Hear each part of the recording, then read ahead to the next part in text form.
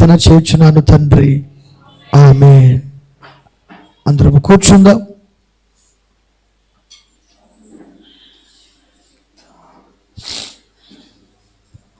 కొంచెం ముందుకు జరిగి కూర్చోనండి.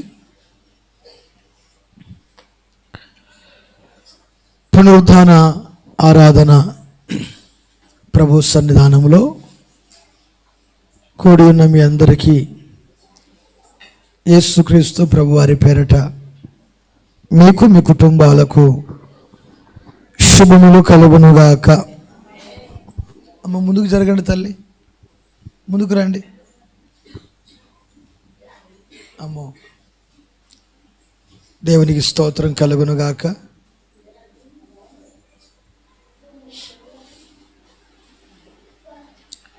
దేవునికి స్తుతి కలుగునుగాక. హల్లెలూయా చెప్దాం మంచిగా సరిగా, హల్లెలూయా. దేవుని వాక్యంలో దేవుడు ఎన్నో సంగతులు మనకు వ్రాయించి ఉంచాడు. కానీ వాటిలో ఎన్నో అమూల్యమైనటువంటి మాటలు దేవుని వాక్యంలో ఉన్నాయి. ఈరోజు స్త్రీ పాత్ర అందరూ ఎప్పుడో సరిగా, ఇది సహజంగా ఓ రోజు స్త్రీల కూడిక పెట్టి పాశ్రమతో చెప్పిద్దాం అనుకున్నాను. కానీ ఎందుకో నన్ను బలవంతం చేసింది కనుక ఈ మాట ఈరోజు వాడుతున్నాను. ఒకటి గుర్తుంచుకోండి,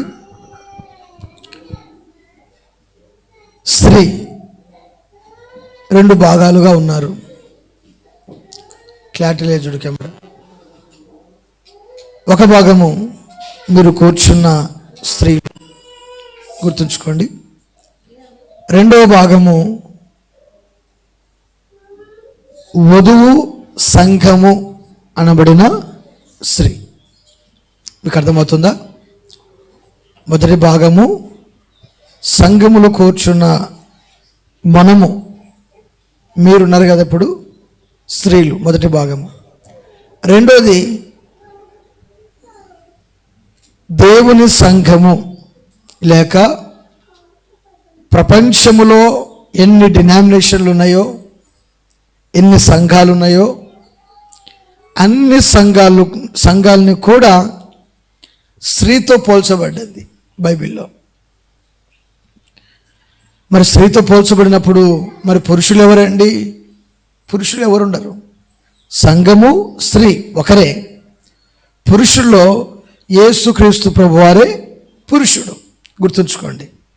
మీకు కొంచెం అర్థమవచ్చు, అర్థము కాకపోవచ్చు. ఈరోజు స్త్రీ పాత్ర చాలా ప్రాముఖ్యమైనది. భౌతికంగా మీరు స్త్రీలు. రెండోది సంఘము అనబడిన స్త్రీ. ఎవరు ఈ సంఘము అనబడిన స్త్రీ అంటే పురుషులు, స్త్రీలు, పిల్లలు, పెద్దలు, వృద్ధులు అందరూ కూడా వచ్చిపోయారు దీంట్లోకి వచ్చిపోయారు. స్త్రీ అనబడిన సంఘములోకి అందరూ వచ్చిపోయారు. బైబిల్లో స్త్రీకి పెద్దపీట వేసింది. బైబిల్ అనే దేవుని వాక్యంలో స్త్రీకి దేవుడు ఒక పెద్దపీట వేశాడు. నిజంగా దేవుడు సృష్టించేటప్పుడు పురుషునిగా ఆదామును సృష్టించి, ఆదాము తనకు సాటి అయిన సహాయము లేకపోయేసరికల్లా తన మనసులో బాధపడ్డాడంట. బాధపడి ఆయన అనుకున్నాడంట, భూమి మీద ఉన్న జంతువులు, పక్షులన్నీ కూడా ఆదాము దగ్గరికి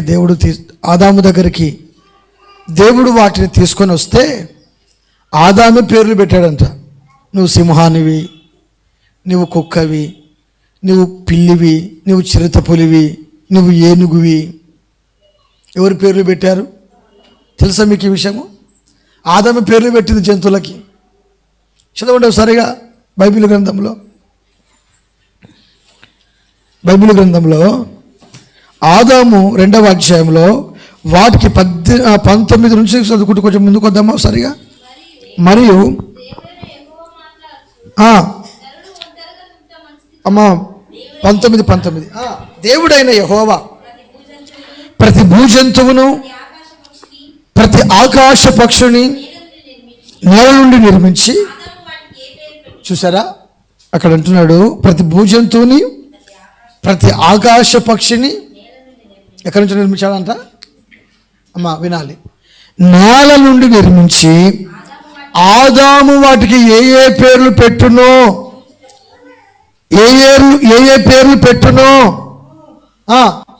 చూచుటకు అతని యొద్దకు వాటిని రప్పించను. గట్టిగా చప్పట్లు కొడదామో సరిగా. అసలు మానవునికి ఎంత కృపనిచ్చాడండి. జంతువులకు పేరు పెడితే చూద్దామని దేవుడు తీసుకొచ్చాడంట. హల్లెలూయా. ఎవరికి? ఈ భూమి మీద ఉన్న ఏ జంతువు, అది కోడి కానీ, పిట్ట కానీ, కాకి కానీ, కొంగ కానీ, ఏదైనా సరే, పక్షుల్లో కానీ, జంతువుల్లో కానీ, జలచరములో కానీ ఆదాము వాటికి పేర్లు పెట్టాడంట. ఏ పేర్లు పెట్టునో అని చూచుటకు వాటిని ఆయన యొద్దకు రప్పించాడు. ఇంకా జీవము గల ప్రతి దానికి ఆదాము, చూసారా మాట, ఆదాము ఏ పేరు పెట్టెనో ఆ పేరే దానికి కలిగింది. ఇది దేనికి కలిగింది? పిల్లికి, కుక్కకి, నక్కకి, కొందేలికి, జింకకి, ఉడతకు. నమ్ముతారా? ఏ పేర్లు పెట్టాడో ఆదాము ఆ పేరు దానికి కలిగింది. ఇంకా అప్పుడు ఆదాము సమస్త పశువులకును, ఆకాశ పక్షులకును, సమస్త భూజంతువులకును పేర్లు పెట్టాను. అయినను ఆదామునకు, ఇక్కడ నుంచి మీరు సబ్జెక్ట్లోకి వెళ్దాం, ఆదామునకు సాటి అయిన సహాయము లేక, సాటి అయిన సహాయము అతనికి లేకపోయాను. అప్పుడు యెహోవా ఆదామునకు గాఢ నిద్ర కలగచేసి అతను నిద్రించినప్పుడు అతని ప్రక్కటెముకలో ఒక దానిని తీసి, ఆ చోటును నిద్రించినప్పుడు ప్రక్కటెముకను దేవుడు తీసేసి ఆ చోటును మాంసంతో పూడ్చివేసెను. తర్వాత దేవుడైన యెహోవా తాను ఆదాము నుండి తీసిన, ఈ మాట మీరు గుర్తుంచుకోండి, ఆదాము నుండి తీసిన ప్రక్కటెముకను స్త్రీనిగా నిర్మించాడు. కొత్త చెప్పండి గట్టిగా సరిగా. ఇదే వాక్యాంశం ఈరోజు, స్త్రీగా నిర్మించిన. మీకు అర్థము చెప్పడానికి ముందుగా ఆదాము జంతువుల కాటికి వచ్చాను, కానీ ఇక్కడ ఏమిటంటే ఆదామునకు దేవుడు గాఢ నిద్ర కలగ చేసిన తర్వాత ఆయన ఎముకను తీసి అక్కడ ఏం చేశాడంటే దేవుడు ఒక స్త్రీనిగా నిర్మించాడంట. 22వ వచనంలో, తర్వాత దేవుడైన యెహోవా తాను ఆదాము నుండి తీసిన ప్రక్కటెముకను స్త్రీనిగా నిర్మించి ఆమెను ఆదాము వద్దకు తీసుకొని వచ్చెను. వింటున్నారా? తరువాత దేవుడైన యెహోవా ఆదాము వద్దకు ఒక స్త్రీని తీసుకొచ్చాడు. ఈ స్త్రీ పాత్ర బైబిల్ గ్రంథంలో చాలా ప్రాముఖ్యమైంది.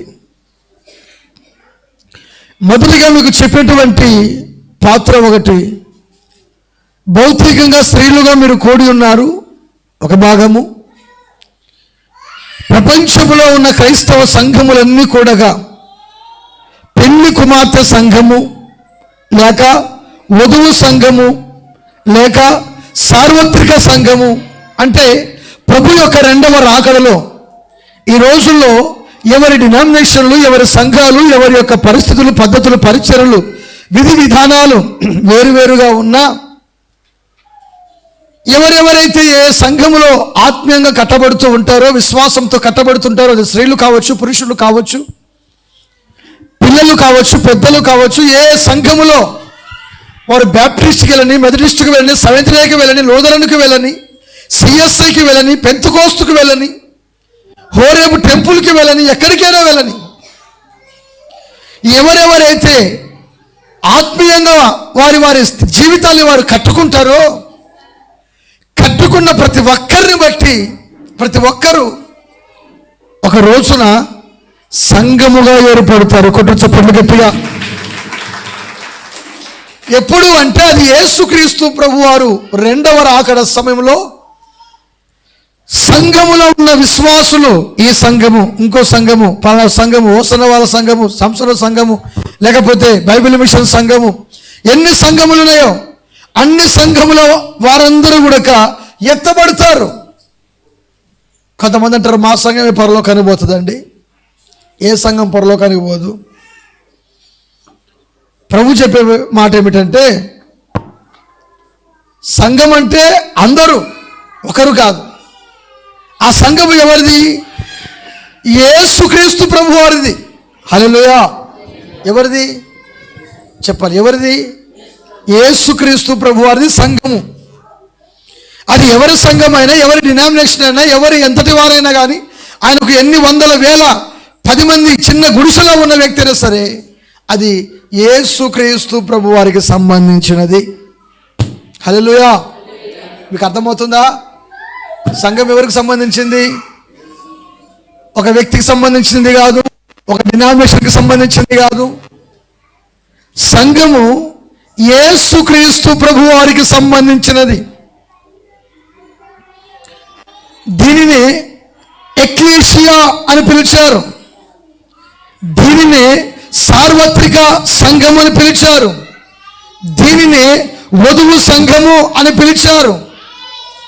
దీని కొరకు యేసు ప్రభువారు ఏం చేశారని తెలుసా?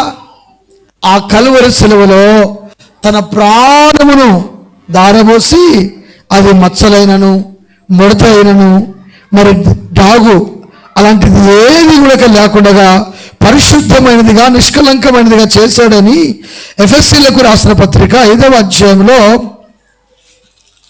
అక్కడ చక్కని మాట 27వ వచనంలో వ్రాయబడి ఉంటుంది. చదవండి ఒకసారిగా.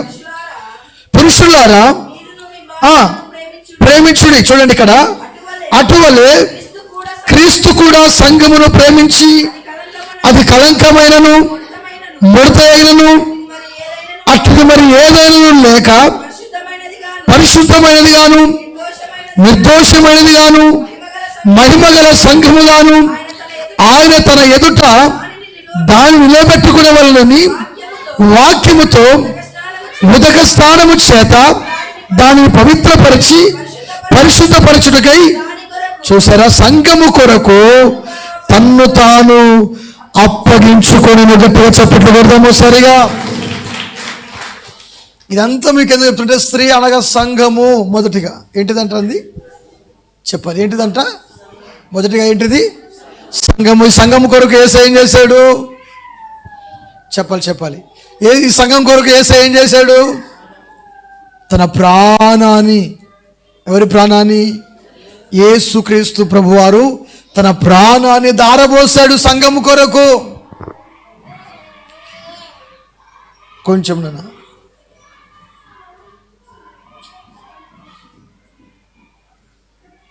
సంఘము కొరకు తన ప్రాణమును యేసుక్రీస్తు ప్రభువారు ధారపోసారు. ఆ సంఘము ముడత అయినను, మచ్చ అయినను, కలంకమైనను, అట్టిది మరి ఏది కూడా లేకుండా ఉండాలని దేవుడు కోరుకున్నాడంట. హల్లెలూయా. సంఘము అనగా మీకు చెప్పాను ముందుగా, స్త్రీ. ఎవరంట? చెప్పాలి. ఎవరంట? ఆదామునకు గాఢ నిద్ర కలగచేసి ఆదాము ప్రక్కటెముకలో ఒక ఎముకను తీసి దాన్ని స్త్రీగా నిర్మించి ఆదాము దగ్గరికి తీసుకొచ్చి, ఆదామా ఇంతవరకు జంతువులకు పేర్లు పెట్టావు కదా. దేనికి పేర్లు పెట్టావు? జంతువులకు పేర్లు పెట్టావు కదా, పక్షులకు పేర్లు పెట్టావు కదా.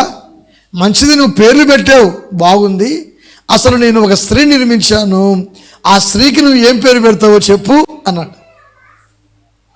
ఆ స్త్రీకి నువ్వు ఏం పేరు పెడతావో చెప్పు.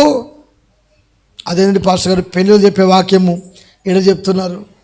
చెప్తా. ఇది ఇక్కడ ప్రాముఖ్యం. ఆదాములకు ప్రక్కటెంకను తీసి స్త్రీగా నిర్మించాడు. ఆదాము మనసు ఆ స్త్రీని చూసిన వెంటనే అనుకున్నాడంట, ఓహో ఇది నాలో నుండి తీయబడింది. ఎక్కడి నుంచి తీయబడింది? ఇది ఎక్కడి నుంచి తీయబడింది? ఇది నాలో నుంచి తీయబడింది గనుక నా శరీరంలో శరీరము, నా మాంసములో మాంసము, నా ఎముకలో ఎముక నాలో నుండి తీయబడింది గనుక నారి, నా భార్య, నా సొంత భార్య అని దానికి ఆదాము అవ్వ అని పేరు పెట్టాడు. అవ్వ అను మాటకు అర్థం ఏంటంటే జనమునకు తల్లి. అవ్వ అను పేరునకు జనమునకు తల్లి అంటే జన్మనివ్వడానికి ఆమె ప్రథము. కయీను కన్నప్పుడు, హేబేలు కన్నప్పుడు అవ్వ వాడినటువంటి పదం ఏంటంటే యెహోవా దయ వలన ఒక కుమారుడు సంపాదించుకున్నాను. ఒకటి. హేబేలు పుట్టినప్పుడు కూడా యెహోవా దయ వలన కుమారుని సంపాదించుకున్నాను. ఉంటున్నారా? ఎవరెవరిని? కయీనును హేబేలు పుట్టినప్పుడు యెహోవా దయ వలన. క్రీస్తునందు ప్రియ దేవుని బిడ్డారా, ఈ స్త్రీ పాత్ర చాలా ప్రాముఖ్యమైంది. ప్రక్కటెముకలో ఒక ఎముకను తీసి స్త్రీగా నిర్మించి తీసుకొచ్చి, ఆదామా ఏం పేరు పెడతావు పెట్టు, అయ్యా నాలో నుండి తీయబడింది కనుక నారి అనబడింది. కొన్ని ఎంకలు ఉంటాయి, ప్రక్కటెంకలు. ఆ ప్రక్కటెంకలు సత్యంత వరకు ఆ ఎముకతోనే పోతాయి. ఎంతవరకు చెప్పరే? ఎంతవరకు?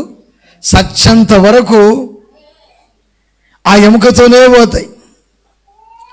ఒకవేళ ఆ ఎంక కాదనుకో, అది మధ్యలో విడాకులు తీసుకుంటుంది. ఆ ఎంక కాదనుకో, కాపురం చేయదు. ఆ ఎంక కాదనుకో, సంసారం, నేను నీకు సెట్ అవ్వను, నేను నీ ఎముక కాదు, ఎక్కడో ఉన్న ఎంకర్, నేను నీ కాడొచ్చి పడినాను, చిచ్చి ఏం దళిద్రము, ఏం పాడో అని కొన్ని ఎంకలు ఇరిగిపోతున్నాయి. ఏమైపోతున్నాయి?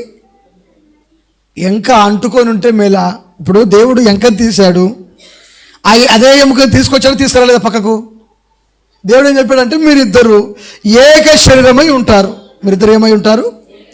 ఏక శరీరమై ఉంటారు. అంటే అతని ఎముక ఆయన కాటికే వచ్చింది కనుక, అతని ఎముక ఆయన దగ్గరనే ఉంది కనుక అప్పుడు అనుకున్నాడు, చాలా ధైర్యంగా ఉన్నాడు, నమ్మకంగా ఉన్నాడు. అప్పటి వరకు తాను దిగులుగా, నేను ఒంటరిగా ఉన్నాను ఒంటరివాణి అనుకున్న వ్యక్తికి దేవుడు తోడునిచ్చాడు. దాని కింద దేవుడు మాట్లాడతాడు. 23-24 చదువుతాను సరిగా. అప్పుడు ఆదాము ఇట్లనెను, నా ఎముకల్లో ఒక ఎముక, నా మాంసములో మాంసము, ఇది నరుల్లో నుండి తీయబడును గనుక నారి అనబడను. కాబట్టి ఈ మాట మీరు బాగా గుర్తుంచుకోండి. పురుషుడు తన తండ్రిని తల్లిని విడిచి, ఈ మాట గుర్తుంచుకోండి. పురుషుడు తన తండ్రిని తన తల్లిని విడిచి, ఎవరు విడిచిపెట్టాలి? వాక్యం నెరవేరుతుందా లేదా?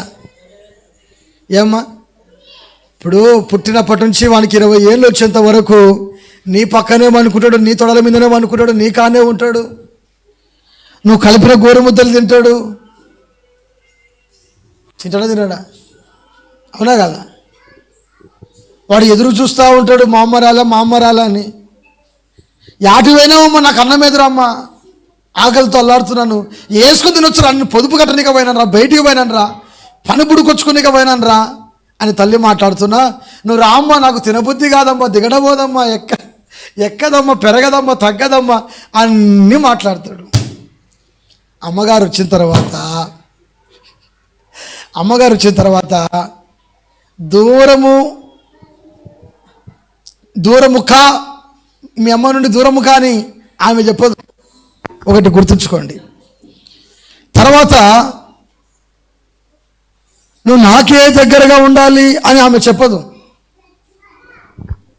దేవుడు కలిపినటువంటి బంధం ఏంటో తెలుసా? చెప్పకుండగానే వారిద్దరి మధ్యలో ప్రేమ పెరిగిపోతుంది. కొట్టు చప్పట్లు గట్టిగా. వారిద్దరి మధ్యలో ప్రేమ పెరిగిపోతుంది కనుక వాళ్ళు ఏక శరీరముగా ఉంటారు, కానీ విడివిడిగా ఎప్పుడు కూడా ఉండరు. అప్పుడు ఏమ్రా, నీ భార్య వచ్చినాక నన్ను మర్చిపోయినావులే, వాడు పట్టించుకోడులే, వాడు అదిలే ఇదిలే. వాక్యం ఏమంటుంది? విడిచి తన భార్యను హత్తుకుంటాడు. ఇక నీతో ఏం పని? ఆయనకు అన్నం పెట్టగలుగుతుంది, అవునా కదా, ఇంటి పని చేయగలుగుతుంది, వంటి పని చేయగలుగుతుంది. ఆయనకు సమస్తము దగ్గినా కానీ వాటి తగ్గితే నెత్తిన 2 ఏట్లు వేసి గ్లాస్తో నీళ్ళు కూడా తీసుకొచ్చి ఇచ్చే రకం, అవునా కదా. నీకు 4 పిల్లలు ఉంటే 4 పిల్లలు సమానంగా చూసుకుంటావు. కానీ భార్య అనుకో తన భర్త కానే ఉంటుంది. అది ఎక్కడి నుంచి వచ్చిందంటే దేవుడు తీసినటువంటి ఎముక. హల్లెలూయా. అందుకే దానికి అంత పవర్. దేనికి పవర్ లేదు, దేనికి అంత పవరు లేదు, దానికి అంత పవర్ ఉంటుంది. బంధువుల్ని, కుటుంబాలని అందరు, ఇప్పుడు ఇంట్లో అందరూ కూడా ఒక ఎత్తుంటారు, ఏమి మాత్రమే ఒక ఎత్తుంటుంది. ఎందుకంటే నా భార్య. ఎవరు? నా భార్య. ఇంటికి చుట్టాలు వచ్చారనుకోండి, ఇదిగో ఏం చేసావు, మా వాళ్ళు వచ్చారు కదా. జ్ఞానవంతురాలు అయితే అవునండి పలానా తీసుకొచ్చి చేస్తే బాగుంటుందేమో, మరి లేక వాళ్ళు చాలా దూరం నుంచి వచ్చారు కదా, చాలా రోజులకు వచ్చారు కదా అంటే బాగుంటుంది. జ్ఞానవంతురాలు అయితే బాగుంటాడగలుగుతుంది. ఇంకా 3 రోజులు అనుకోండి, పొద్దు మూకులు అదే పనులే చేసి పెట్టే పని, ఇంకా మీ వాళ్ళకి పెట్టడమే సరిపోయింది. నా పని అంతా కూడా నా ఎత్తిన గింజలు కొన్నాళ్ళ నుంచి ఏ రోజు నువ్వు సంతోషంగా ఉన్నాను, నీ వాళ్ళకు దేవుడమే సరిపోయింది. నాకు ఏ రోజైనా కానీ ఒక ముక్క, ఒక ముద్ద, ఒక బచ్చము, ఒక బువ్వ, ఒక మంచి చెడ్డ నీ ముఖానికి పెట్టిన పాపాన పోయినావా, దుర్మార్గుడు ఎప్పుడు పోతావో నీవు అని మాట్లాడేటువంటి వాళ్ళు కూడా లేకపోతే మీరు మంచోళ్ళే తల్లి, మిమ్మల్ని అంటలేను నేను. కొంతమంది లోకంలో ఉంటారు, గమనించాలి. ఈయన అడగాల్సింది ఎవరు అడగాలంటే అమ్మని అడగాడు. అమ్మ మా ఇంటికి చుట్టాలు వచ్చారు కదా, ఏం చేద్దామని అమ్మని అడగాడు. ఎవరు అడుగుతాడు? పలకరే, ఏమ్మా పాస్టర్ గారు ఇట్టాడు అని చెప్పి మా కొంపలు అర్పకాకండా. నేనైతే మా పాస్టర్ని అడుగుతానండి. మీరు ఎవరు అడుగుతారో నాకు తెలుసు, కానీ అయ్యా పురుషులు మీరు ఎవరు అడుగుతారు? మన పార్టీది, పాస్టర్ పార్టీ అది. ఎవరు అడుగుతారు మీరు? ఇంటికి చుట్టాలు వచ్చినా, ముఖ్యమైన వ్యక్తులు వచ్చారనుకోండి, ఏం చేస్తున్నావు, ఏం చేసావు అడుగుతారు, అడగరా? ఏ గిద్దరునా, అవునా కదా? ఏం చేస్తున్నావు, ఏం చేస్తున్నావు, ఏమైనా తేవాలనా, అవసరమైతే ఫోన్ చేసి కూడా ఏమైనా తేవాలనా. ఎవరు అడుగుతారు? అమ్మా ఏమైనా తేవాలనా అంటే ఏమోనైనా నా తెలుసు, నీ ఇష్టం, నీ భార్య ఇష్టం. ఎవరంటారా మాట? ఏం మనసు అమ్మా? ఎవరు అడుగుతారు? నీ కొడుకు, అవునా కదా? ఎవరు భార్య అయితే ఆ భర్త తన భార్యను అడుగుతాడు. ఎందుకంటే ఆమె కుటుంబంలో ఒక ప్రాధాన్యమైనటువంటి పాత్ర పోషిస్తుంది కనుక. ఆమె తల్లిదండ్రులను, బంధువులను, కుటుంబ సభ్యులను విడిచిపెట్టి నీ దగ్గర ఉంది కనుక ఆమె ఒక పెద్ద పాత్ర పోషిస్తుంది. గట్టిగా చప్పట్లు కొట్టి ప్రభువుని స్తుతిద్దామా. నీ తల్లి కంటే నీ తల్లిని సన్మానించాలి, ప్రేమించాలి, గౌరవించాలి. నేను మళ్ళీ తల్లిని పోషించండి, అనాథ శరణాలయంలో వదిలిపెట్టండి, వారి మాట లెక్క చేయకండి కాదు. తల్లిదండ్రులకు మెలకువలు తెలుసు, ఎలా బ్రతకాలో, ఎలా జీవించాలో. వారి మాట మనము వినాలి, నమ్మాలి. కానీ నీ ఇంటికి వచ్చేటువంటి స్త్రీని కూడా నువ్వేం చేయాలంటే గౌరవించాలి, ప్రేమించాలి. ఆమెకు నీ ఇంటి మీద పూర్తి బాధ్యతలు అప్పగించాలంతే. ఒకవేళ నీకు ఏదైనా వంట నచ్చలేదనుకో, నాకు ఇది కాదు, ఇది చేసి పెట్టు అని నువ్వు అడిగేంత వరకే నీ పని, అంతే. ఆమె ఏది చేస్తుందో అది నీవు తిని మరసంగా బాగుంటే బాగుందని చెప్పాలి. ఒకవేళ ఉప్పు కారం తక్కువైందంటే ఉప్పు కారం తక్కువైందని కూడా చెప్పాలి, తప్పేం లేదు ఈ విషయంలో. నేనేదో చెప్తా, చప్పగుంది, ఉప్పు ఎక్కువైంది, కారం ఎక్కువైంది అని నేను మాట్లాడతా. ఆ పాస్టర్ దాని తగ్గట్టుగా వంట కార్యక్రమాలు చేయగలుగుతుంది. గమనించాలి. క్రీస్తునందు ప్రియ దేవుని బిడ్డలారా, స్త్రీ కుటుంబంలో ఉన్నటువంటి పాత్ర, ఒక పురుషుడు తన భార్యకు పెద్ద పీట వేయాలి. ఎందుకంటే దేవుడు అంటున్నాడు కదా, పురుషుడు తన తండ్రిని తల్లిని విడిచిపెట్టి తన భార్యను హత్తుకొనును అంటాడు. ఇంకా దాని కింద ఏమంటాడు చదవాలన్నమాటను, వారు ఏక శరీరమై ఉంటారు. అప్పుడు ఆదామును చూసారా ఏం చెప్తున్నానన్నా, వారిద్దరూ ఏక శరీరమై ఉండిరి, వారు దిగంబరులుగా ఉండిరి. అయితే దేవుడైన యెహోవా సమస్త భూజంతువులలో, చూడండి 3వ అధ్యాయంలోకి అయిపోయినా కదను, 2వ అధ్యాయంలోనే ఒక చక్కని మాట ఏమని రాయబడి ఉంటుందంటే, దేవుడు జతపరిచిన వారిని మనుషుడు వేరు చేయకూడదు. దేవుని స్తోత్రం కలుగునుగాక. దేవుడు ఒక మనుషుణ్ణి వారిని జతపరిచిన తర్వాత చూడండి, వారిద్దరు కూడా ఏక శరీరమై ఉంటారు. వారి జీవితం అంతా కూడా అన్యుల సహవాసం కలిగి ఉండాలి. వారు ఎప్పుడు కూడా విడదీయకూడదు, ఎప్పుడు కూడా విడదీయకూడదు.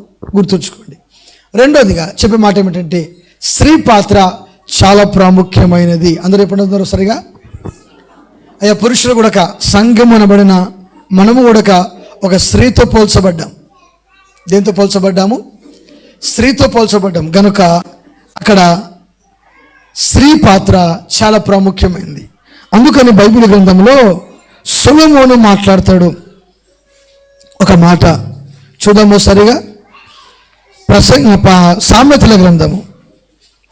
సామెతల గ్రంథము బైబిల్ ఉన్నటువంటి వారు ఆఖరి అధ్యాయము 31వ అధ్యాయము. దేవునికి మహిమ కలుగునుగాక. హల్లెలూయా. అక్కడ 26వ వచనంలో ఆ స్త్రీ చేసే పని ఏంటంటే, చూద్దామో సరిగా.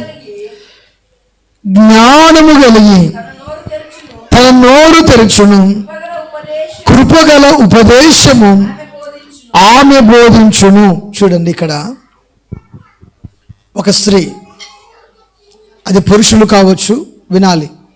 మీరు అనుకోవచ్చు స్త్రీల వరకేని, కాదు, పురుషులు కూడా. ఆమె సంఘము, యేసుక్రీస్తు ప్రభువారు కూడా ఒక ప్రకటన గ్రంథంలో ఒక మాట రాయబడి ఉంటుంది. యోహాన్తో మాట్లాడతారు, యోహాన్ దర్శనం చూస్తారు. ఏంటంటే, ఒక స్త్రీ అంట గర్భము ధరించి కుమారుని కనేటప్పుడంట ఆమె సూర్యుని ధరించి చంద్రుని మీద నిలిచి ఉన్నదంట. సూర్యుని ధరించుకొని చంద్రుని మీద నిలిచి ఉన్నదంట ఆ స్త్రీ. అసలు సూర్యుడెవరు, చంద్రుడెవరు? సూర్యుని ఆమె ఎందుకు ధరించింది? చదువుదాము సరిగా. ప్రకటన. దేవునికి మహిమ కలుగునుగాక. ప్రకటన గ్రంథము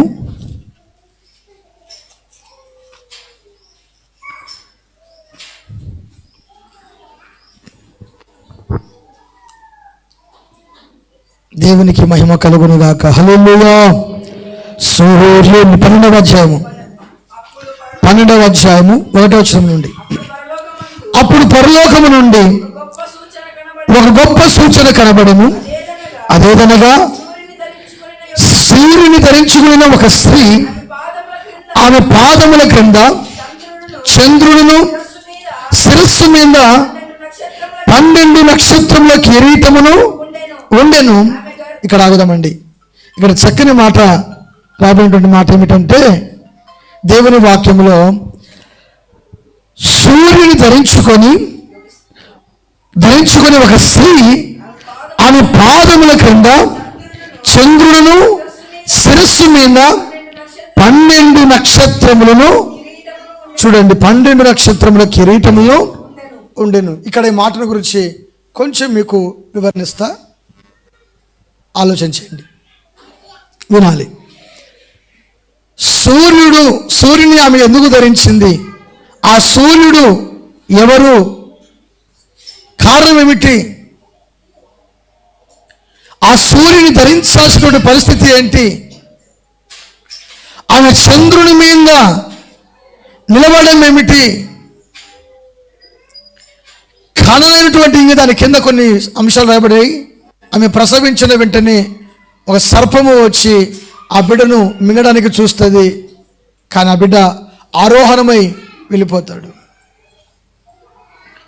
క్రీస్తునందు ప్రియ దేవుని బిడ్డరా, సూర్యుడు వెలుగైనటువంటి క్రీస్తుకు సాదృశ్యంగా ఉన్నాడు. ఎవరికి సాదృశ్యంగా ఉన్నాడు? వెలుగైన క్రీస్తుకు. మలాకి రాసిన గ్రంథము 4వ అధ్యాయము అక్కడ 2వ వచనంలో చూస్తే, నా నామందు భయభక్తులు గల వారు మీకు నీతి సూర్యుడు ఉదయించును అని రాయబడింది. ఏ సూర్యుడు ఉదయిస్తాడంట? నీతి సూర్యుడు ఉదయించును రాయబడింది. ఈమె సూర్యుడు ధరించుకొని ఉంది. తలపైన 12 నక్షత్రములు కిరీటాలు ఉన్నాయి. ఈ 12 దేనికి సాదృశ్యంగా ఉన్నాయంటే 12 మంది గోత్రకర్తలకు సాదృశ్యం ఉన్నాయి. లేక అపోస్తలుల 12 మంది శిష్యులకు సాదృశ్యంగా ఉన్నాయి. గుర్తుంచుకోండి, 12 ఏమంటాడు అక్కడ? ఏం ధరించుకున్నది? శిరస్సు మీద 12 నక్షత్రముల కిరీటము. ఈ 12 నక్షత్రముల కిరీటము 12 మంది గోత్రకర్తలకు, అపోస్తలుల యొక్క 12 మందికి సాదృశ్యంగా ఉన్నాయి. ఆమె సంఘము తలపైన ఉంది. ఒకటి గుర్తుంచుకోండి.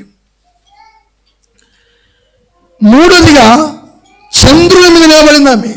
ఎక్కడ నిలబడింది? ఎక్కడ నిలబడింది? చంద్రుని మీద నిలబడింది. చంద్రుని మీద అనగా మధ్యాకాశము. చంద్రుని మీద అనగా మధ్యాకాశము. ఈ మధ్యాకాశమునకు యేసుక్రీస్తు ప్రభువారు రాబోతున్నారు సూచన. కనైనటువంటి శిశువు ఎవరు అంటే వధువు సంఘమే. గట్టిగా చప్పట్లు కొట్టి ప్రభుని స్తుతిద్దామా? కాననైనటువంటి శిశువును మృంగాలని, కాననైనటువంటి శిశువును ఆ సర్పము మింగాలని ఏం చేసిందంట? దాడి చేసిందంట. చూడండి సరిగా అక్కడ చూడండి సరిగా 13-3-4 చదవండి సరిగా. అంతలో పరలోకమందు నేను ఒక సూచన కనబడెను.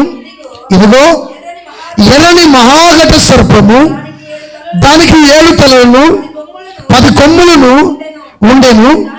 దాని తల మీద 7 కిరీటములను ఉండెను. దాని తోక ఆకాశ నక్షత్రములకు 3వ భాగమును ఇచ్చి వాటిని భూమి మీద పడవేసెను.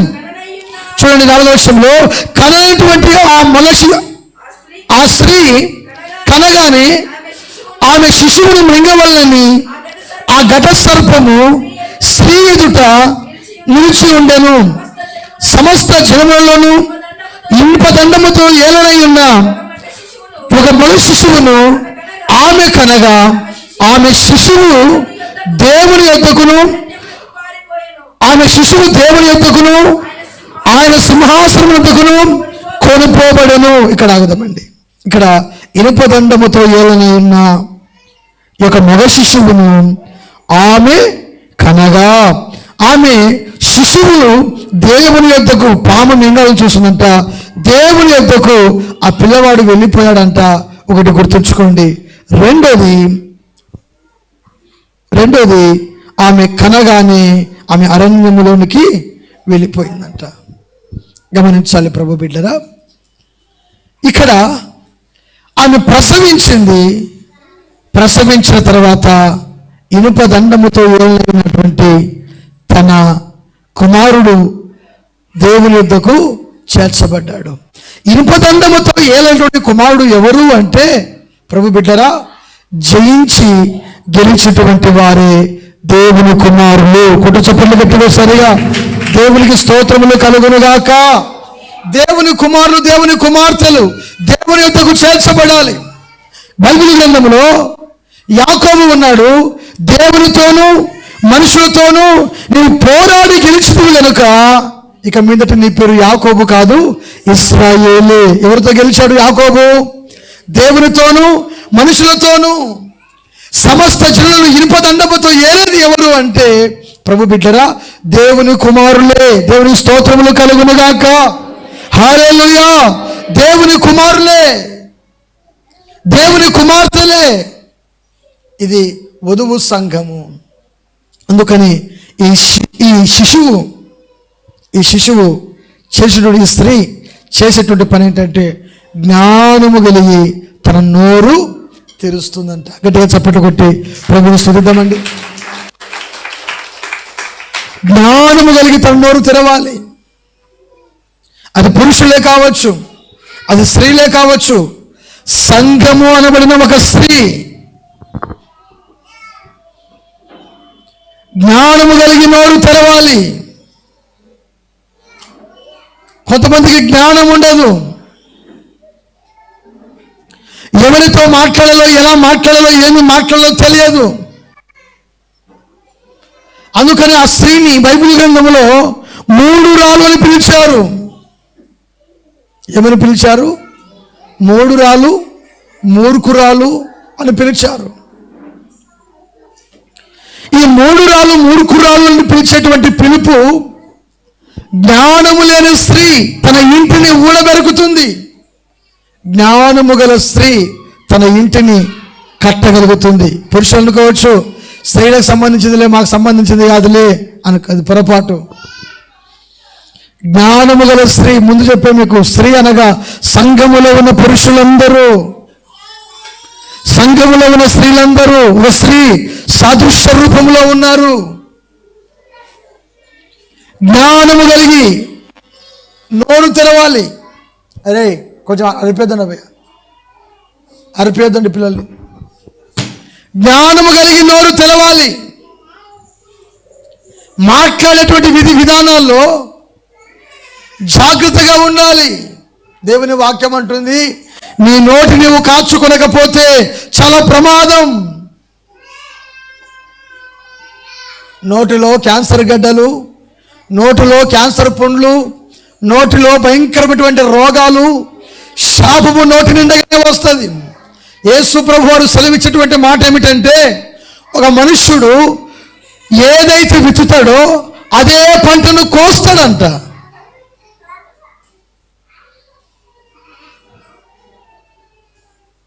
ఏ పంటనైతే ఏదైతే విత్తుతాడో అదే కోస్తాడు. నీ నోటితో నువ్వు ఏదో విత్తుతున్నావు?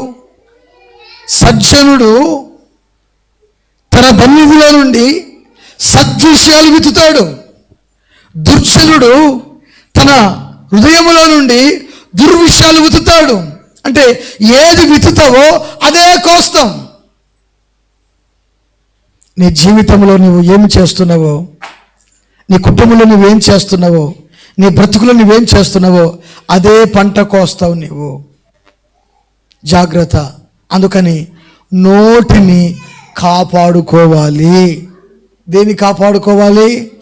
ఎండాకాలం వస్తే సేవ్ ద వాటర్ అని కొన్ని సింబల్స్ వేస్తారు.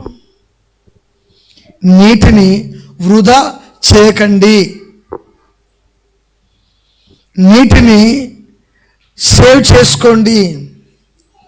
ఈరోజు దేవుని సేవకులు చెప్పే మాట ఏమిటంటే, నీ నోటిని గుడక, పురుషులు కావచ్చు స్త్రీలు కావచ్చు, నోటిని గుడక ఏం చేయాలి? సేవ్ చేసుకోవాలి, నీ స్వాధీనంలో ఉంచుకోవాలి. సేవ్ చేసుకోలేకపోతే, నీ స్వాధీనంలో ఉంచుకోలేకపోతే నోరు ఏమవుతుందంటే పాడైపోతుంది. నోరు ఏమైపోతుంది? మీకు చెప్పాను కదా, ఏది విత్తుతావో అదే కోస్తావు. బైబిల్లో ఒక స్త్రీ ఉంది. ఆ స్త్రీ గురించి చెప్పి నేను ముగిస్తాను. ఆ స్త్రీ పేరు ఏంటంటే యెజబేలు. అందరూ సరిగా ఏం పేరంట? యెజబేలు. యెజబేలు అన్న మాటకు అర్థం ఏంటంటే అదొక దురాత్మ. ఏ ఆత్మ అది? ఏ ఆత్మ?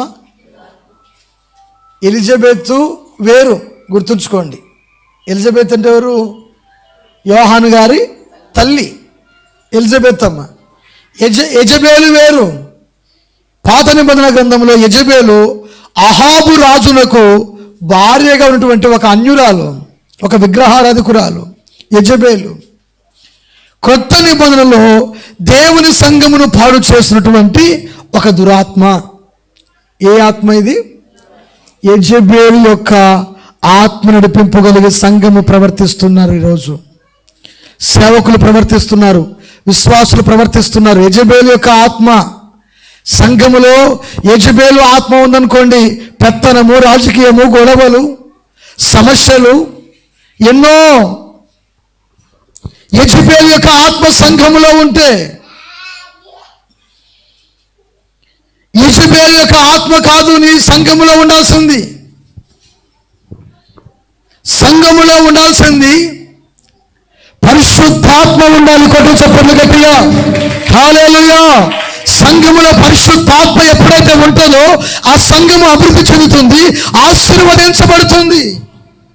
ఓ పురుషులారా, స్త్రీలారా, గుర్తుంచుకోండి, మనమందరం ఒక సంఘముగా ఉన్నాము. అయితే ఈ సంఘాన్ని మనము కట్టుకోవడానికి యెజెబెలు యొక్క ఆత్మను మనం పొందుకోకూడదు. ఏ ఆత్మను పొందుకోవాలి తెలుసా? పరిశుద్ధాత్మను పొందుకోవాలి. కొట్టు చెప్పండి గట్టిగా, పరిశుద్ధాత్మను పొందుకున్న ఒక వ్యక్తి అబద్ధమాడు. పరిశుద్ధాత్మను పొందుకున్న ఒక వ్యక్తి తన నోటిని తను కాపాడుకుంటాడు. పరిశుద్ధాత్మను పొందుకున్న ఒక వ్యక్తి తన ఆత్మ తన స్వాధీనంలో ఉంటుంది. పరిశుద్ధాత్మను పొందుకున్న ఒక వ్యక్తి ఏ వ్యక్తి కూడా హాని కలగచేయడు, ఎవరికి కూడా హాని కలగచేయడు. ఎందుకో పరిశుద్ధాత్మ నేను పొందుకున్నాను, ఎవరికి అమ్మ వినాలి, ఎవరికి నేను హాని తలపెట్టను. ఎవరంటారు మాట? పరిశుద్ధాత్మను పొందుకున్న వ్యక్తి, పరిశుద్ధాత్మతో నడిపింపబడుతున్నటువంటి వ్యక్తి, పరిశుద్ధాత్మతో నడిపించినటువంటి వ్యక్తి మాత్రమే ఈ ఆలోచన చేత ఉంటాడు. గుర్తుంచుకోండి. అదే యెజెబెలు యొక్క ఆత్మ కలిగి ఉన్నావు అనుకో, సంఘాన్ని పాడు చేస్తున్నావు. దేన్ని పాడు చేస్తున్నావు? సంఘాన్ని పాడు చేస్తున్నావు, పరిచర్యను పాడు చేస్తున్నావు, దేవుణ్ణి భ్రష్టు పట్టిస్తున్నావు. నిన్ను బట్టి దేవుని యొక్క నామానికి అవమానము కలుగుతుంది. ఎవరిని బట్టి? వింటున్నారా? యేసు ప్రభువు అంటారు, మిమ్మల్ని బట్టి నా నామమునకు అవమానము కలుగుతుంది. దేవుని సంఘమా, స్త్రీగా పురుషులు, స్త్రీలు స్త్రీ సాదృశ్యములో సంఘము రూపంలో ఉన్నారు. మన నోటిని మనము కాపాడుకోనకపోతే మనలో యెజెబెలు ఆత్మ ఉంటుంది, పరిశుద్ధాత్మ అనేది ఎంత మాత్రమును ఉండదు. పరిశుద్ధాత్మ నీలో ఉంటే ఆమె నోట ఏం మాట్లాడుతుందంట? ఆమె చదవాల మాటను 31వ అధ్యాయంలో ప్రసంగి సామెతల గ్రంథంలో, ఆమె నోట కృపగలిగిన, అందరు చెప్పండి నాతో పాటుగా, కృపగల ఉపదేశము. అందరూ చెప్పండి, అందరూ సరిగా. అయ్యా పురుషులు నా వైపు చూడాలి. కృపగల, స్త్రీలు కూడా చెప్పాలి, కృపగల ఉపదేశము. అసలు ఈ మాట చాలా వర్ణాతీతమైనది. ఒక స్త్రీ, ఒక పురుషుడు కృపగల ఉపదేశము నోటితో మాట్లాడుతూ ఉంటే ఆ కుటుంబానికి క్షేమము కలుగుతుంది, పిల్లలకు ఆశీర్వాదం వస్తుంది, పిల్లలకు సమాధానం వస్తుంది. నీ కుమారులు, నీ కుమార్తెలు అభివృద్ధిలోకి వస్తారు, నీ కోడల్లో అభివృద్ధి చెందుతారు, నీ అల్లుల్లో అభివృద్ధి చెందుతారు. కృపగలిగినటువంటి ఉపదేశము నువ్వు బోధిస్తే. లేదు అని చెప్పేసి నోటికి ఎంత వస్తే, ఏందొస్తే, నోటికి ఎంత వస్తే అంత కనుక మనం మాట్లాడామనుకోండి, మన నోరు ఒక వాక్యం సిద్ధపరచాలనుకుంటున్నా. వదరబోతులు, తిరుగుబోతులు, తిండిబోతులు, త్రాగుబోతులు, పోతుల గురించి చెప్పాలనుకుంటున్నా. దేవుని స్తోత్రం కలుగునుగాక. ఉన్నారా లేరా? తిరుగుబోతులు, తిండిబోతులు, వదరబోతులు, తిరగబోతులు, పోతుల గురించి. యేసు రక్తమే జయం కలుగునుగాక. గమనించాలి, నోటిని కాపాడుకోనకపోతే వదరబోతు అవుతావు. ఏ బోతు అవుతావు? దున్నబోతు కాదు, వదరబోతు. ఇంకా ఆమె అంతేలేండి, తగిలించుకుంటే ఇడిచిపెట్టలేండి, ఇంకా వదులుతూనే ఉంటుంది. ఇంకా చూసిందేలేండి, నీకేం విలువ ఉంటుంది? ఏమ్మా అత్తగా నీకు విలువ ఉంటుందా? ఒక తల్లిగా నీకు విలువ ఉంటుందా? ఒక తండ్రిగా నీకు విలువ ఉంటుందా? ఇంకా చూసింది లేరా, మీ నాయన పొద్దుముగ్గులు వదులుతూనే ఉంటాడు, ఒక మాటతో పోనీ ఉండాలి అని పండ్లు కొరికి మాట్లాడుతుంది ఆమె. ఎందుకంటే నీ నోరు వదరబోతు. పిల్లగాడు ఏదో లేట్ అయిందని చెప్తున్నావు కదా, వినాలి కదా, వినకుండా నువ్వు వాళ్ళ పట్టుకున్నావుగా. ఆ మధ్యకాలంలో ఒక వీడియో సోషల్ మీడియాలో బాగా వైరల్ అయింది. తండ్రి సుమారు 18 లక్షలు తన పిల్లల కొరకు, తన భార్య కొరకు, తన కుటుంబ అవసరాలుండి బ్యాంకులో దాచిపెట్టాడంట. ఎన్ని లక్షలు? ఏమ్మా వినాలి తల్లి, ఎన్ని లక్షలు? 18 లక్షలు. 18 లక్షలు తండ్రి దాచిపెట్టాడు. నిజంగా ఆ 18 లక్షలు దాచిపెట్టడానికి ఆయన ఎంత కష్టం చేసి ఉంటాడు, ఎంత ప్రయాసపడి ఉంటాడు, ఎంతగా చెమటొచ్చింటాడు. నిజంగా ఒక యజమాని చేసేటువంటి పని ఏంటంటే నిద్రపోడు రాత్రులు. తన కుటుంబం మీద, తన భార్య, తన పిల్లల మీద మక్కువను బట్టి నిద్రపోడు.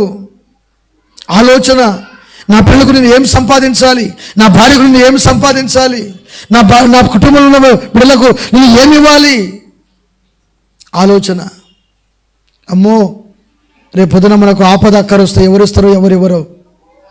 నా కూతురు ఈడొచ్చినది నా ఇంట్లో ఉంది, నా కొడుకు ఈడొచ్చిన పిల్లోడు ఇంట్లో ఉన్నాడు, రేపు పొద్దున వాళ్ళకు సడన్గా పెళ్లి పేరంటాలు వస్తే ఎలా అని ఆయన చాలా సంవత్సరాల నుంచి పొదుపు చేస్తూ వచ్చాడంట. నిజంగా పొదుపు చేసేటువంటి తల్లిదండ్రులకు నా చేతులు జోడించి దండం పెడుతున్నాను. మంచి నిర్ణయము, పొదుపు చేయండి, దుర్వినియోగం ఖర్చు పెట్టొద్దండి. మంచి ఆలోచన అది. మీ పిల్లల కొరకు పొదుపు చేయండి. పొదుపు చేయకపోతే, ఉన్నదంతా ఖర్చు అయిపోతే, రేపు పొద్దున ఏదైనా జరగరాంది నీ జీవితంలో జరిగితే నీ పిల్లలు దిక్కులేని ఒక అనాథలుగా మిగిలిపోతారు.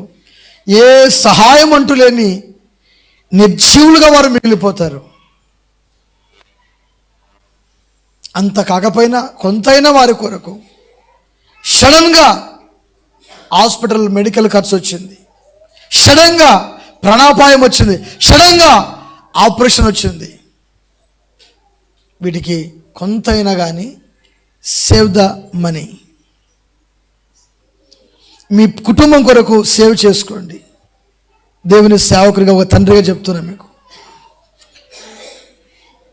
ఒక తండ్రి 18 లక్షలు దాచిపెట్టాడు. భార్యకు తెలుసు, కూతురుకు తెలుసు. కానీ 18 లక్షలు ఉన్నాయని కూతురు వయసు వచ్చిన తర్వాత విలాసవంతమైన ఖర్చులు చేస్తూ, ఈమె కూడా సామాన్యుల తల్లి, ఈయన భార్య విలాసవంతమైనటువంటి ఖర్చులు పెట్టేసి బెట్టింగ్లకు అది వాళ్ళు గెలుస్తారు వీళ్ళు గెలుస్తారు అని చెప్పేసి లక్షలు ఖర్చు పెట్టేసి బ్యాంకు మొత్తం జీరో చేసేసారు. ఆయనకు తెలియదు. కష్టజీవికి ఎప్పుడు కూడా తన రెండు కళ్ళ ముందు తన భార్య, తన పిల్లలు కనబడతారు. కష్టజీవికి గుర్తుంచుకోండి. కష్టజీవి ఎప్పుడు కూడా నా భార్యను ఎలా సంతోషపెట్టాలి, నా పిల్లల్ని ఎలా సంతోషపెట్టాలి, వారి కొరకు నేను ఏమి తీసుకుని వెళ్తే వారు హ్యాపీగా ఫీల్ అవుతారు. రాత్రి వెళ్ళేటప్పుడు మాంసమా, పండ్ల, స్వీట్లా, ఇంటికి వెళ్ళేటప్పుడు నేను ఏదో ఒకటి పట్టుకొని వెళ్ళిపోతే సంతోషిస్తారు కదా. నా భార్యకు ఏమవసరము, నా పిల్లకి ఏమవసరము, అబ్బో ఆయన ఆదాయము తీసుకొని చేతిలో పడిన తర్వాత ఆయన సంతోషమే వేరు. ఎందుకు? తన కళ్ళ ముందు తన కుటుంబం కనబడుతుంది కనుక. అదే బాధ్యత భారం లేనోడు అనుకో, ఏం పట్టించుకోడు, కూరగాయలు పట్టించుకోడు, ఉప్పు పట్టించుకోడు, సరుకులు పట్టించుకోడు, పిల్లల్ని పట్టించుకోడు. ఇంకా ఊర్లో ఉన్న వాళ్ళందరినీ అయితే మామా తాదురారా ఎన్నెలా కలిసినవరా, బా ఏం రా పార్టీ రారా నీకంటే ఎక్కువరా, అంత వానిగా ఖర్చు పెట్టేసి ఇంట్లో నీ భార్య పిల్లలు కుండలు బుడుకులాడాలి. ఇంటి పక్కలు తింటా ఉంటే వాళ్ళ వైపు తేరి చూడాలి. వాళ్ళు తింటా ఉన్నప్పుడు నీ పిల్లలు పరుగున ఆ ఇంట్లో కూర్చోవాలి. పోరా నువ్వు మీ ఇంటికి పో, తినిపో, తినొచ్చినావా, తినిపో. వాడు ఇట్టిట్ట పిల్లగాడు ఊపుతా ఉన్నా ఈ తండ్రికి కనికరము రాదు. ఇట్టిట్ట వాడు ఊపుతున్నా వాడు కనికరము రాదు. పోరా అని ఆ పక్కింటి ఆమె తరుముతూ ఉంటుంది. పోరా బయట పోరాంగ తినిపోరా, ఇంట్లో ఏం చేసినా తినరాపో. ఇంటి పక్కలైనా కానీ ఒక రోజు పెడతారు, 2 రోజులు పెడతారు, 3వ రోజుకి ఏమంటారు? అవునా కదా? మీ ఇంట్లో తినిపోరా అంటారు. ఏదో పిల్లగాడని తనకు కొడుకు వేసినంత పక్కింటోళ్ళు పిల్లలకి వేయలేరుగా, వేస్తారా? వీరికి 10 చాక్లెట్లు ఉంటే వాడు నాకీరా అంటా ఉంటే ఒక్కటి మాత్రమే. ఒక ప్యాకెట్లో 10 బిస్కెట్లు ఉంటే వీడు 10 బిస్కెట్లు తింటా ఉంటే ఒకటీరా అని వాడు బతిమాలుకుంటా ఉంటే ఒక్కటి మాత్రమే ఇవ్వగలుగుతాడు. కడుపు నిండగా ఇవ్వలేడు. గుర్తుంచుకోండి, జ్ఞానము గల తండ్రి తన పిల్లలకు, జ్ఞానము గల తల్లి తన పిల్లలకు కడుపు కాల్చదు. మీకు అర్థమవుతుందా? కడుపు కాల్చదు. డబ్బు సేవ్ చేశాడు తండ్రి, బెట్టింగ్ యాప్లో అయిపోగొట్టారు. తల్లి కూతురు ఇద్దరు అయిపోగొట్టారు. తండ్రి ఒక రోజున బ్యాంకుకి వెళ్ళి చూస్తే అందులో 0 బ్యాలెన్స్. ఏం లేదండి. ఏమైపోయింది? అదేంటండి, కట్ చేస్తూనే ఉన్నారు, డ్రా చేస్తూనే ఉన్నారు, పోతూనే ఉన్నాయి కంపెనీలకు కొన్నిటికి. నాకు స్టేట్మెంట్ కావాలి. స్టేట్మెంట్ తీశారు. అమ్మో, ఎప్పుడెప్పుడు ఆడింది, ఎప్పుడెప్పుడు ఖర్చు చేసింది అంత కూడా డీటెయిల్స్ పెట్టుకొచ్చాయి. ఇంటికి వెళ్ళి నేను మీ కొరకే కదా కష్టపడింది, నేను మీ కొరకే కదా పని చేస్తుంది. పొద్దున 6 గంటలకు అనగా పోతా, రాత్రి 7-8 గంటలకు ఇంటికి వస్తాను. నేను తిండి అయి పట్టించుకోను, మిమ్మల్ని పట్టించుకోను, ఎవరి కోసం పోతున్నాను నేను? ఎందుకు ఇలా చేసావని భార్యను అడిగితే భార్య సమాధానం చెప్పట్లేదంట. కూతురు దగ్గరికి వెళ్తే, ఏమ్మా అకౌంట్ అంతా నీ చేతిలో పెట్టాను కదా తల్లి. కొంతమంది తండ్రులకు ఆడపిల్లకు డబ్బులు ఇవ్వాలంటే బో ఇష్టం, దాచిపెట్టమని తీసిపెట్టమని ఇవ్వాలంటే బో ఇష్టం. వాళ్ళు ఏంటంటే నా కూతురికి ఇస్తే నాకు బాగుంటుంది అటువంటి కొంత సెంటిమెంట్లు. ఈ కూతురు తండ్రికి తెలియకుండా ఎంతో లక్షలు ఖర్చు పెట్టేసింది. బాయ్ ఫ్రెండ్ అడిగితే బాయ్ ఫ్రెండ్కి ఇచ్చింది, ఫ్రెండ్స్ అడిగితే ఫ్రెండ్స్కి ఇచ్చేసింది, ఇంకా తెలిసేవాడితే తెలిసే వాళ్ళకి ఇచ్చేసింది, బెట్టింగ్ యాప్లో ఖర్చు పెట్టింది, తినింది, తాగింది, పబ్బులకు క్లబ్బులో గడపడానికి ఖర్చు అంతా చేసింది. ఏం నాన్న నీకోసమే కదరా, బో పెట్టావులే, నీ ముఖానికి ఏమైనా ఇచ్చావా, తెచ్చిపెట్టావా, అది చేసావా, ఇది చేసావా అని ఇష్టం వచ్చినట్టు మాట్లాడుతుంది. ఇంకా కొడుతుంది కూడా తన తండ్రిని.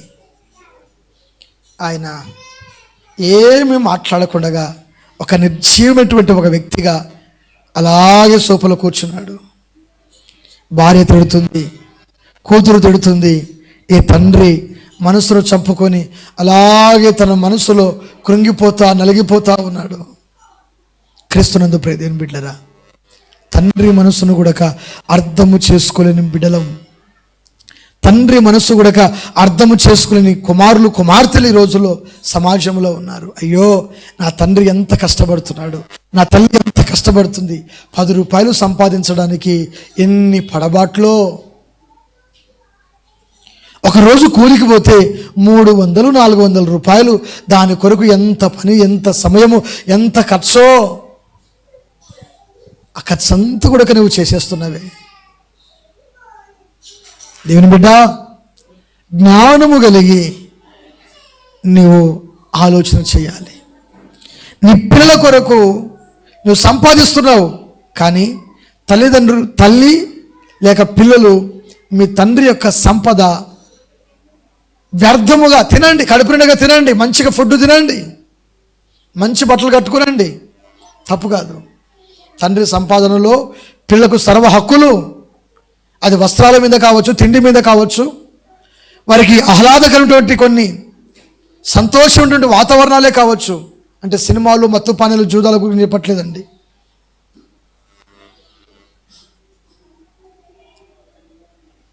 ఏదైనా మంచిగా ఉపయోగించుకోనండి, అది మేలు. దుర్వినియోగం ఖర్చు చేయొద్దండి. ఆ సంఘములో యెజబెలు అనేటువంటి ఆత్మ ఉంది. అహాబు దినాల్లో సంఘంలోనే కాదు, ఆయన ఇంట్లోనే ఉంది. ఆయన ఇంట్లోనే కాదు, ఆయన జీవితంలోనికే వచ్చేసింది. ఇంకా ఇశ్రాయేలు దేవుడైన యెహోవా వైపు మనసు త్రిప్పక ఆ స్త్రీ విగ్రహారాధన వైపు మనసు తిప్పిందంట. ఇశ్రాయేలు ప్రజలందరూ కూడా ఆ స్త్రీ ఎటు వెళితే అంటే విగ్రహారాధన. అందుకని స్త్రీ పాత్ర చాలా ప్రాముఖ్యమైంది సంఘములో, కుటుంబములో, వ్యక్తి యొక్క జీవితంలో. ఈ మూడు గుర్తుంచుకోండి. చేతులు పైకెత్తిస్తూ మంచిగా ఒకసారిగా మరోసారి చెప్పండి. స్త్రీ పాత్ర సంఘములో ప్రాముఖ్యమైనది. ఒకటి సంఘములోను, వ్యక్తి యొక్క జీవితంలో, వ్యక్తి యొక్క నీ భర్త యొక్క జీవితంలో. మూడోది నీ కుటుంబంలో తల్లిగా చాలా ప్రాముఖ్యమైనది. కడుతున్నావా, ఊడబెరుకుతున్నావా? కడుతున్నావా, ఊడబెరుకుతున్నావా? గుర్తుంచుకో. పెరుగుట పెద్ద పని కాదు. పెరుగుట, ఒక ఇల్లు చూడండి, కట్టేటప్పుడు కొన్ని నెలలు, కొన్ని రోజులు పడుతుంది, అవునా కదా? ఊడబెరిగేటప్పుడు ఒక 2 గంటలు 3 గంటలు చాలు. ఢిల్లీలో పర్మిషన్ లేకుండా సుమారు ఆయన 25 అంతస్తుల బిల్డింగ్ కట్టించాడంట, అపార్ట్మెంట్ కట్టించాడంట వితౌట్ పర్మిషన్. దాని విషయంలో ఆ ల్యాండ్కి సంబంధించినటువంటి వాళ్ళు, ఇంకా ఎవరో కొన్ని మున్సిపాలిటీ వాళ్ళు కోర్టుకి వేస్తే ఆ బిల్డింగ్ను కూల్చివేయండి అని చెప్పేసి అన్నారు. కట్టడానికి కొన్ని వేల కోట్లు, కొన్ని సంవత్సరాల శ్రమ, కొన్ని వేల మంది కష్టము అక్కడ ఉంది. కానీ కూల్చడానికి బాంబు పెట్టి పేల్చేసరికల్లా కరెక్ట్గా 25 సెకండ్లలో నేలమట్టమైంది. ఇప్పటికీ యూట్యూబ్లో ఉంది, మీరు చూసుకోండి. 25 సెకండ్లలో నేలమట్టము. కూల్చడానికి పెద్ద పని కాదు, కట్టడమే పెద్ద పని. యేసుక్రీస్తు ప్రభు వారి లోకానికి ఎందుకు వచ్చారంటే, నిన్ను నన్ను ప్రేమించేందుకు వచ్చారంటే కట్టుట కొరకు వచ్చాడు. కొట్టు చెప్పట్లు గట్టిగా హల్లెలూయా. కట్టుట కొరకే వచ్చాడు. యెజబెలు ఆత్మ చేసిన పని ఏంటంటే కట్టకుండా ఊడబెరుకుంటూ అన్యజనుల వైపు, విగ్రహారాధన వైపు తీసింది. అందుకని ఆ దేశంలో శాపము, 3.5 సంవత్సరాలు కరువు, భయంకరమైనటువంటి వేదన, ఎంతోమంది ప్రజలు చనిపోవడాలు, ఇవన్నీ కూడా చోటు చేసుకున్న తర్వాత దేవుని సేవకునటువంటి నాబోతును కూడా చంపించేసింది. ఎంత దుర్మార్గురాలండి ఆమె! దేవుని సేవకుడైన నాబోతును చంపించింది. వారే కాదు, ప్రవక్తలు చంపేసేసింది. ఆమెటువంటి దురాత్మ చేసినటువంటి పని ఏంటంటే చంపడానికి కూడా తెగించేసింది. పనికి మానైతే సాక్షులు పెట్టి నాబోతు ఆస్తి కొరకు ఇదిగో అతన్ని చంపడానికి ప్లాన్ చేసేసింది. అది కాకుండా దాంతోపాటు సేవకుల మీద కూడా ఆమె కంకణం కట్టుకుంది. అందుకే ఉబద్య 50 మంది చొప్పున గుహలో వేసి అన్నపానములు ఇచ్చి ఆ సేవకుని పోషించాడంట. కానీ యెజబెలు మాత్రము చంపడం మొదలుపెట్టిందంట. కానీ ప్రభు బిడ్డరా, ఏలియా ఒక్కడే తప్పించుకొని దేవుని పర్వతమైన హోరేబునకు వెళ్ళిపోయాడంట. కొత్త చెప్పలు గట్టిగా దేవుని పర్వతమైన హోరేబునకు వచ్చాడు. దేవుడు అడుగుతున్నాడు, యెహోవా సుడిగాలిని ప్రత్యక్షమై, ఇదిగో ఏలియా నీవేమి చేయించున్నావంటే, నీ ప్రవక్తలను, నీ సేవకులు నిర్మూలన చేస్తుంటే యెజబెలు యొక్క చేతుల నుండి తప్పించుకొని నేను ఇక్కడికి వచ్చానయ్యా, యెహోవా కొరకు నేను మాత్రమే రోషము కలిగి నేను బ్రతుకుతున్నానయ్యా అని మాట్లాడతారు. ఆ మాట మాట్లాడినప్పుడు క్రీస్తునందు ప్రియ దేవుని బిడ్డలారా, ఆయన జీవితంలో జరిగినటువంటి పని ఏంటంటే భయంకరమైన శాపము. నాబోతు యొక్క రక్తములో కుక్కలు ఏ స్థలంలో నాకాయో అదే స్థలములో నిన్ను, నీ కుటుంబ సభ్యుల యొక్క రక్తము అదే స్థలంలో కుక్కలు నాకుతాయి అని చెప్పేసి చెప్పాడు.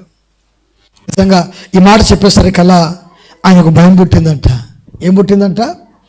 చెప్పాలి. ఏం భయం పుట్టిందంట? భయం పుట్టిందంట. భయం పుట్టి గోనె కట్టుకున్నంట అహాబు.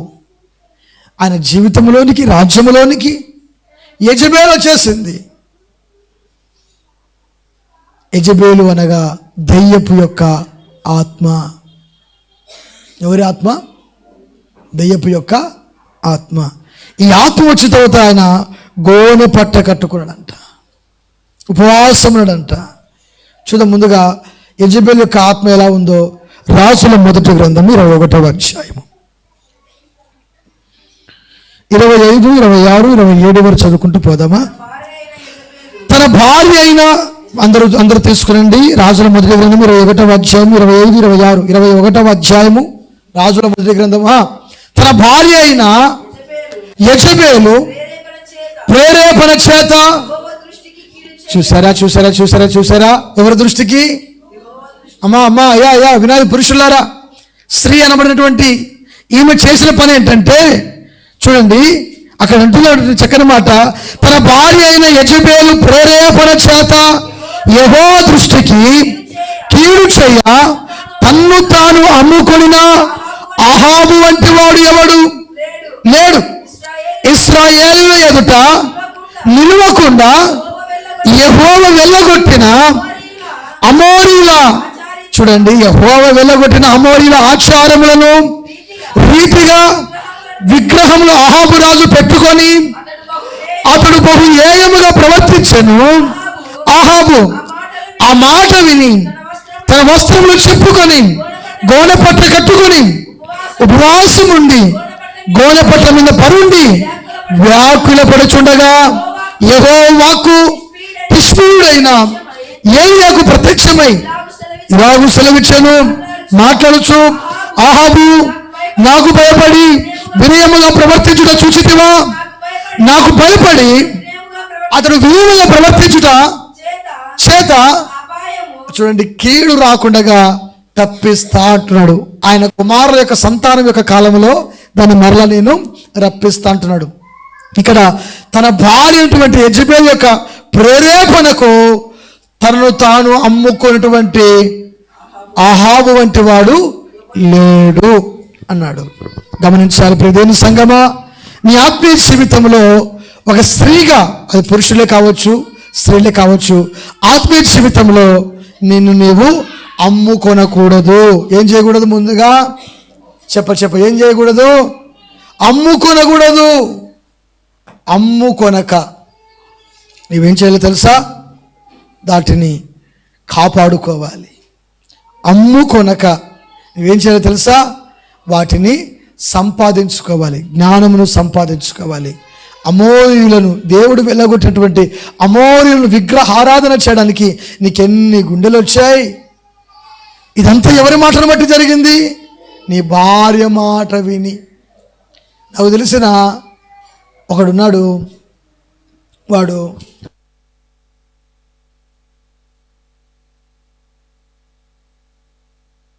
వారు విగ్రహారాధకులు. అది జరిగిన పని ఏంటంటే, వీడు కానీ వీళ్ళమ్మ కానీ పక్క క్రిస్టియన్. చివరికి పెళ్లి కాకముందు వాని స్టేటస్లు కానీ ఫేస్బుక్లో కానీ వాని పలకరింపు కానీ నడిపింపు కానీ మొత్తం బైబిల్ దేవుని వాక్యాలు కనబడేవి. పెళ్లి అయిన తర్వాత మొక్కేది కనబడుతున్నాడు. అంటే నువ్వు ఏమైపోయావు?